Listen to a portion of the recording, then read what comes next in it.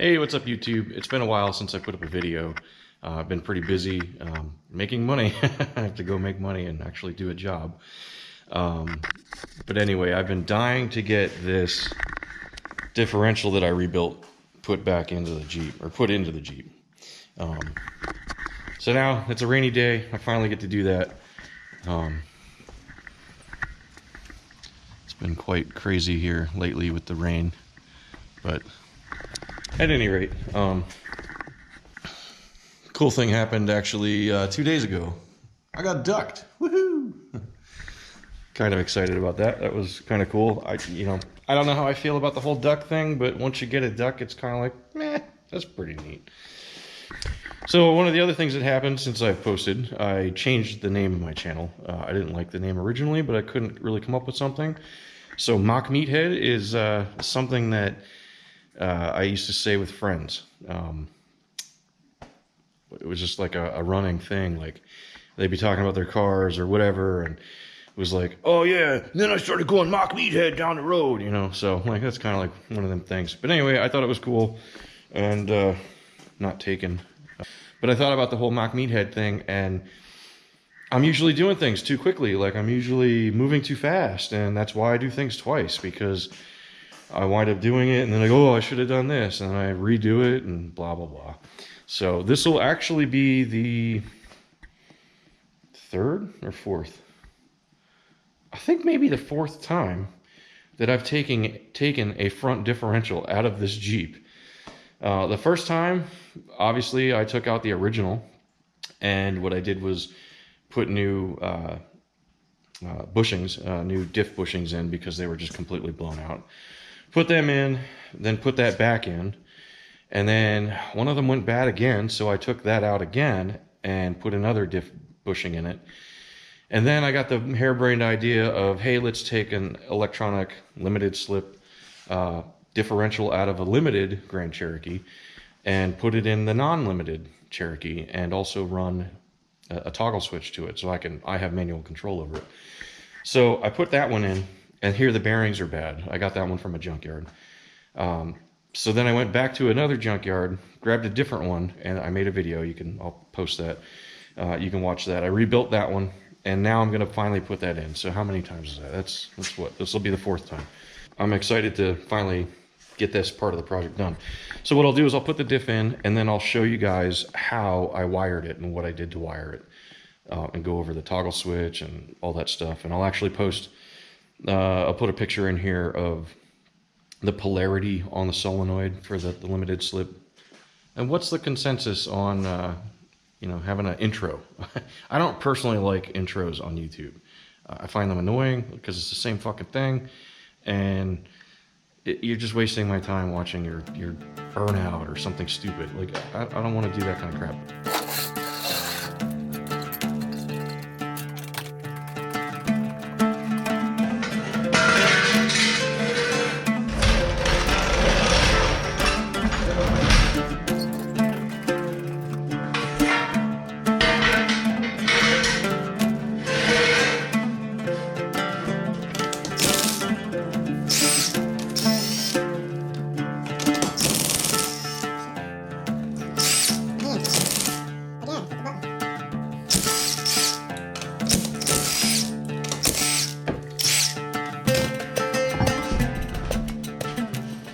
So I've had everything off in here like a million times.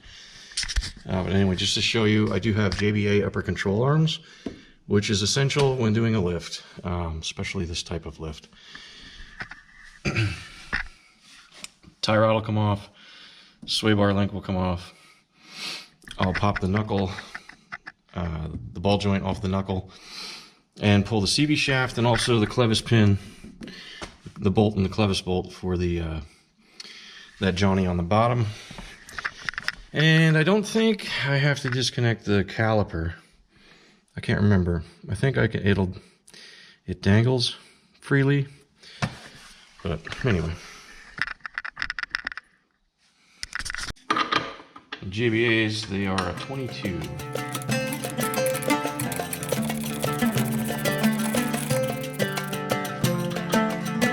Just a side note with the JBA upper control arms, Apparently they make two different size of these knuckles, so the hole is a smaller diameter in one and bigger in the other. I originally bought these and it wouldn't fit, and the instructions say you actually have to drill out part of that hole, so just a side note there.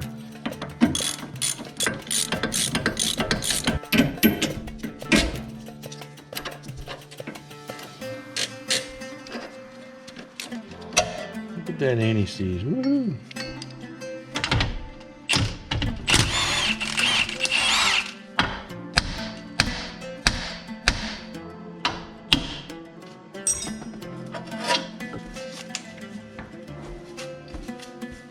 The nut on the clevis bolt's a 24.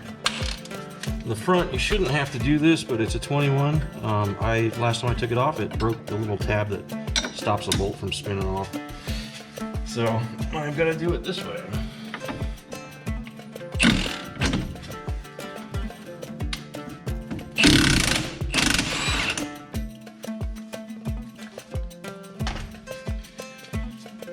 And despite what you just saw, or what you're about to see, I do live in the Rust Belt.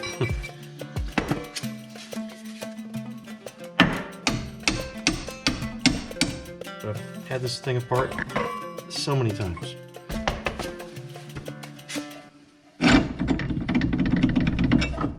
Don't be jealous. Now for the axle nut, this is a 1 3/8 that I have. It might be something else, but this is what I've got. Of course it's that. So I got that adapter to go down to the smaller guy.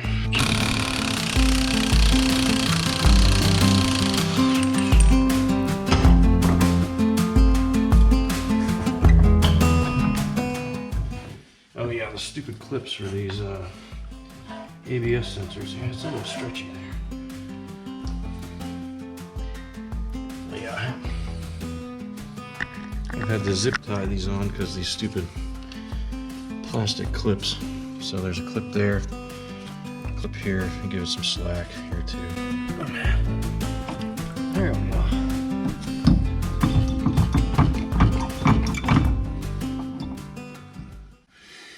Now these things, they love to come out with the inner shaft on the passenger side. Even though I frickin' greased the crap out of it, hoping that wouldn't happen, it still happened. I'm out of breath, mister. Why? Because I'm fat and old. That's why. Yeah, so that inner shaft is coming with it, which we don't want to happen, but that's what it's gonna do.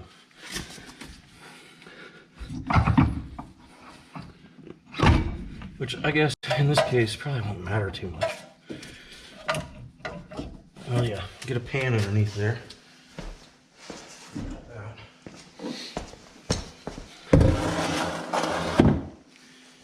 Gear Earl loves to come out of there. Alright, what can I do here? I do not want to fuck up this boot.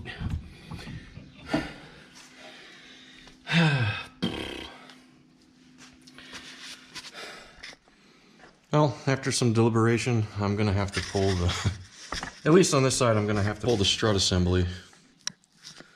So that's just a couple of bolts on this side.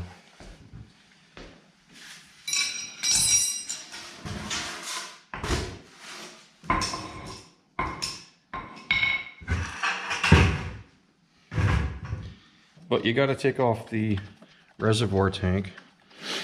You don't have to entirely remove it, but you've gotta pull it to get access.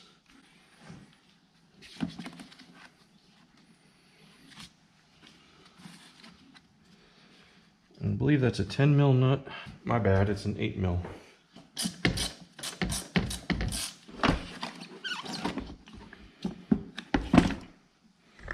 Now I can gain access. Don't forget your breather hose when you put that back on. You gotta make sure to put it back on when you put this back together. 18, yes.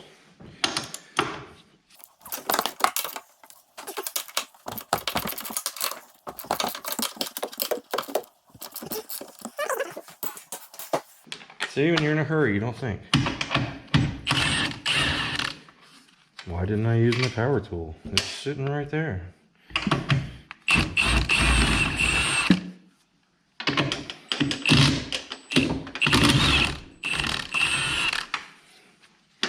I do remember I like to leave that one last because I can reach this and the strut assembly at the same time.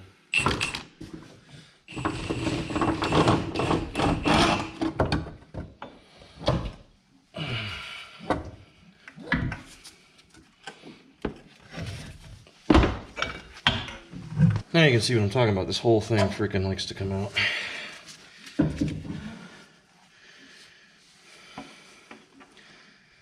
Also, it's probably a good idea to bungee cord or hang up your knuckle at the same time so it's not putting too much tension on that brake line.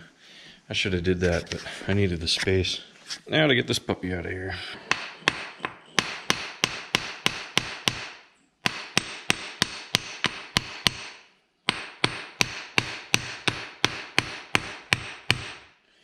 And that's pretty much it. It comes apart. The reason why it stays together, I think, too much is because of this freaking O-ring. Pain in my butt. Okay, so I won't bore you with the driver's side. It's basically the same freaking thing. The only difference is you shouldn't have to take out the strut. If you do wind up having to remove the strut, you're going to have to take out these two fuse panels to get those 4 nuts off the top there. But you shouldn't have to because there's no other shaft that's going to come out of the differential with the CV shaft. But everything else is the same, so I won't bore you. Okay, so with your driver's side out and apart and your passenger side out, next step will be disconnecting the drive shaft and your electrical connector for the ELSD. Also your breather vent tube. You have a bushing here that's got to be disconnected. I usually take off these 2 bolts. And there's one up here on the corner.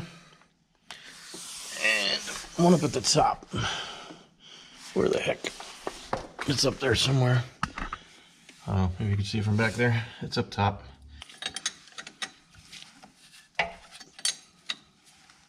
Let's get some power tools. This is bullshit.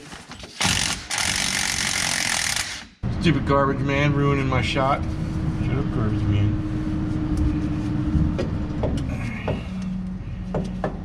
Next will be this child-proof connector right here.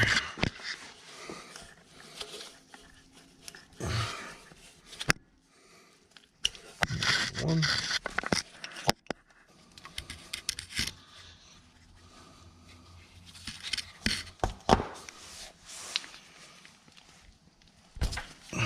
That off.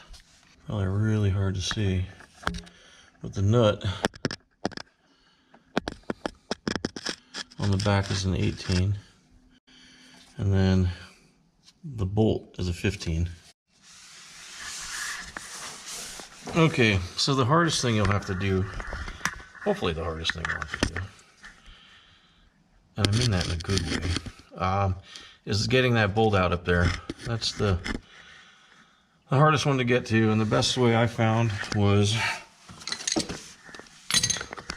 with a short socket on the back on the bolt itself, and then if you had a short one that would work too, but another one on the front on the nut, and just go easy. Anyway, the next one is this guy, which is pretty easy to get to, so knock on wood, this shouldn't be too bad.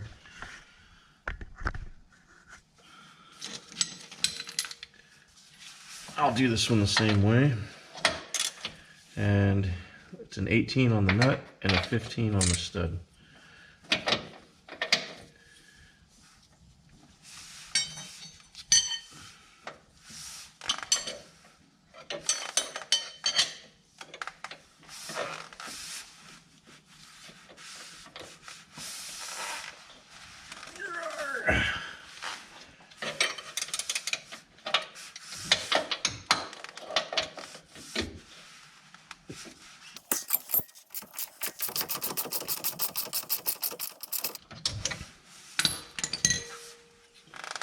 That other bolt took me a freaking half an hour. Gee. Ridiculous.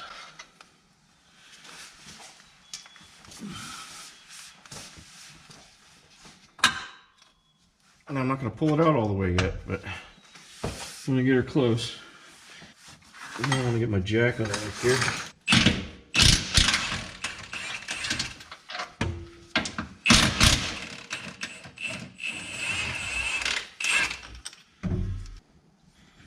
There we go, that upper one's out. And to be ready, get your face out of there. This one's down. Only thing holding this up now is the jack. So just easily, or slowly, lower it down. It's going to tip backwards and fluid's going to come out. Real slow.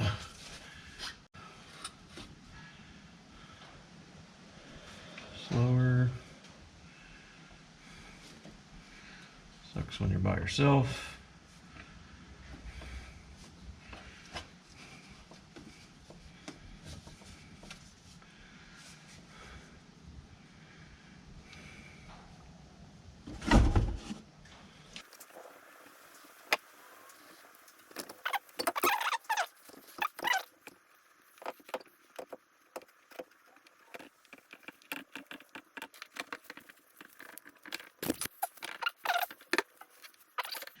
But I think I can slide her out now.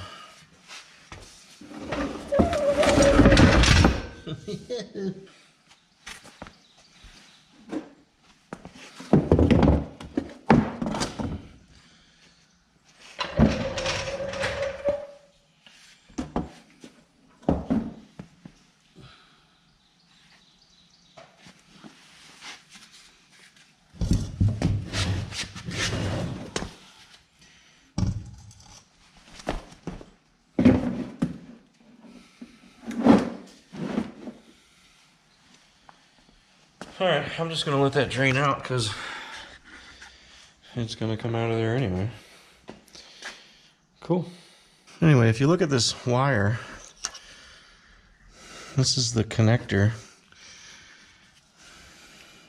This connector came from an ABS wire, so you can use that, or if you're pulling this diff out of the junkyard, just snip the wire and now you have a connector. For the limited slip, that runs all the way up to this relay box. This is something I got off Amazon. I've wired up all these connectors to it, so I don't have to take it apart again. All I gotta do is tap in. But I put a ground bus bar and a power bar in the back. And that all runs to, obviously it's getting juice from the battery and ground. And what I've done is hook those up to toggle switches. So it'll run different things. Like so far I've got, let me plug it in so you can see. So I've got the front diff is on this.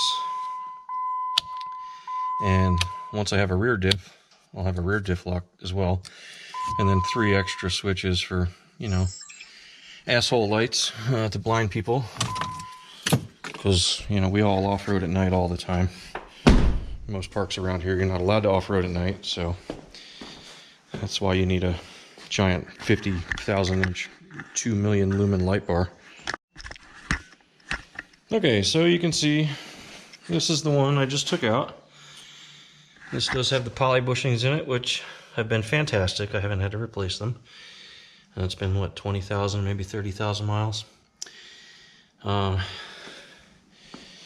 This is the stock, obviously. And what you can tell by these is if you look how skinny that is, you can tell that's non-ELSD. Also, the other giveaway is it doesn't have the electrical connector on the side of it, like this one. So it is wider, and what happens is with the ELSD, the stub shaft is actually shorter than the non-ELSD. This one's actually longer. So what that equates to is you need the right CV shafts. because now the CV shafts are different length. So all that's left to do is to put the one that I rebuilt back in the Jeep. It's all reverse procedure from here. The other thing is, when you get oil, gear oil, some of them will say that it's got the limited slip friction modifier in it. I don't trust that. I mean, just either get the Mopar stuff or get this Yukon stuff. I'm going to try this stuff out. I've used Mopar in the past, but Yukon makes pretty good stuff. Here's the part number for that. So I'm just going to add that into the differential before I even put the differential up there. And the sneaky cheat way I'm going to do that is right through the side. Careful of your seal, but it conveniently fits right in there. And get all that oil in there just like that. Also, it won't leak out this end because the shaft is in place with the proper seal. And I'll fill it with oil once it's in place. I'm using my leg to jack up the jack, if you're wondering. I don't have helpers. I wish I had a helper.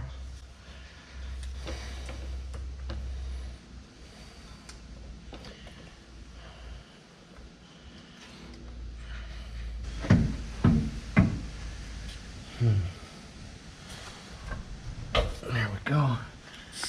You probably can't see very well because I'm a terrible cameraman. Once you can get started a little bit, get this up here. Line up your holes.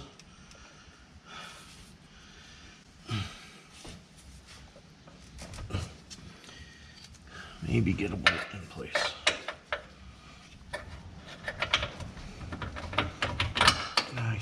Nice. I can relax a piece. Whew. Get your front ones up.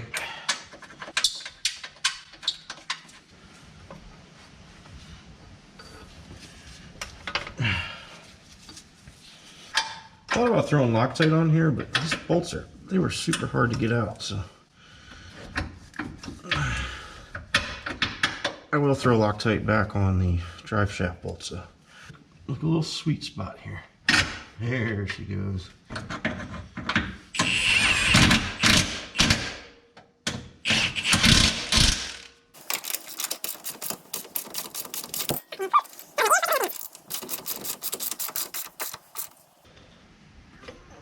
A little snug. So I'm going to fill it with diff fluid. It's an H14. What you call it? I use a wrench just to crack it loose because you can't get anything on the end. And once it's loose, I'll take it the rest of the way out with my fingers. I use one of these little pumps. And I wound up buying the gallon jug because in about 500 miles I'll be changing the fluid again. And that's because I put new bearings in here and you don't know what's gonna go on with metal shavings and blah blah blah. So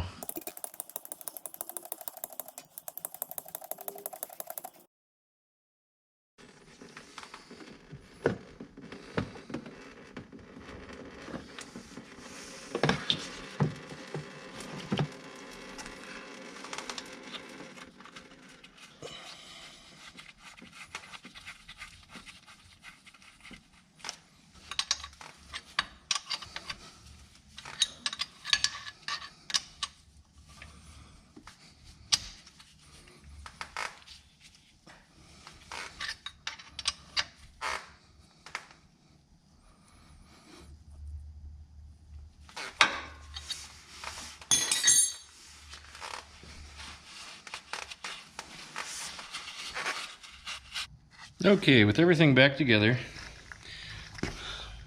finally, I want to demonstrate the locking differential and how that actually works.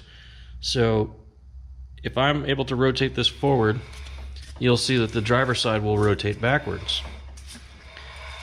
Now I'm going to go inside and hit that switch, and I'll do it live so you know I'm not doing anything stupid. You know how the internet can be. Key is in, switch is on. You can see it's on because it's illuminated at the top.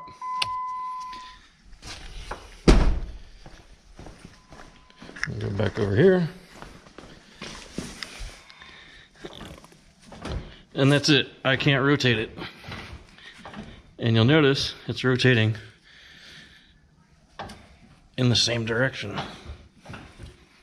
And I can't rotate it because it's hooked up to the rear, which is on the ground. So it does work.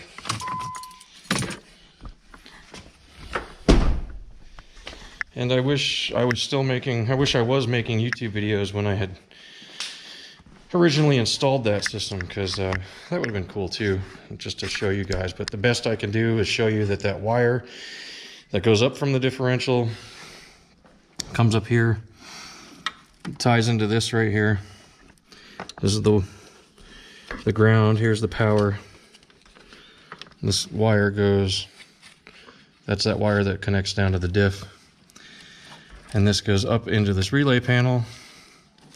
I still have to put this back on. And then of course, this is the switch leg to the three-way, or to the relay three-way. And if you know anything about relays, the power isn't coming directly off the switch. The switch is powering the relay, which then in turn sends power to that solenoid. So it was a fairly simple install. You probably don't need all this stuff. I did this because I want to add different things later on down the road. And it just made it simpler. It was more clean. I like the fact that it's clean. I don't have junk everywhere. And I don't have a million little relays sitting all over the place. So I hope this video was helpful. If you have any questions, obviously just drop a comment. I'll respond and help you out if I can. So polarity does matter on this. You want the positive to be on that right pin, and the other side is the ground. This is what that relay box looks like without the cover on it. You can see there's 6 different relays, and there's several different fuses in there. There's 6 fuses one per each relay, and you can put, you know, different amp fuses. You can change the relays. This is just so you can see what it looks like. I also custom made a bracket to hold that in place. So I bent a piece of steel and notched it out so that would fit in there. It doesn't come with a bracket. Well, it does, but they're not that type of bracket. Maybe I can link some of this crap. This panel, this switch panel, that's an Amazon panel. This is just a sticky mat. It's just a 6-gang Amazon panel. Actually, they called it a 5-gang because they don't count this one, because that's like a USB port thing. Like, it's kind of cool. Like, if you wanted to charge something USB, you could do that. It's got 2 different ports there, one slower, one faster. It also gives you your battery voltage.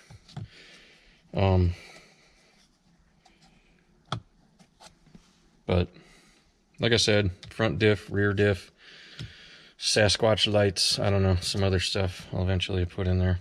We'll see. But check that out, 183,000 miles. A couple things to note is that I removed the cubby in order for those switches to fit.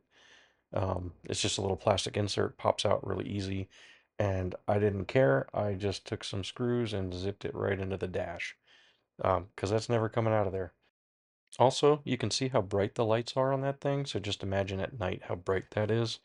I actually took the switches apart, and I used like a translucent black paint on the inside to dim it down.